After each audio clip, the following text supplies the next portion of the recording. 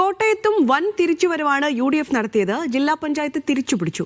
ഭൂരിഭാഗം ബ്ലോക്ക് പഞ്ചായത്ത്, നഗരസഭ, ഗ്രാമപഞ്ചായത്തുകളിലും മുന്നേറ്റം നടത്തി. നിയമസഭാ തെരഞ്ഞെടുപ്പിലേക്ക് ആത്മവിശ്വാസത്തോടെ കടക്കാനും UDFന് കഴിയും. ജില്ലാ പഞ്ചായത്തിൽ കഴിഞ്ഞ തവണ തകർന്നടിഞ്ഞ UDF ഇക്കുറി 16 സീറ്റുകളിൽ ജയിച്ചു.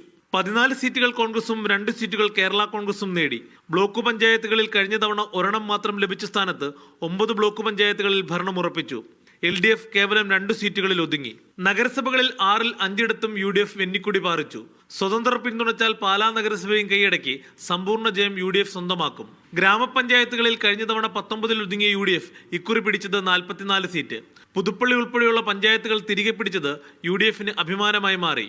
BJP ഭരണം പിടിച്ച 3 പഞ്ചായത്തുകൾ LDFന്റേതാണെന്നതും UDF ചൂണ്ടിക്കാട്ടുന്നു.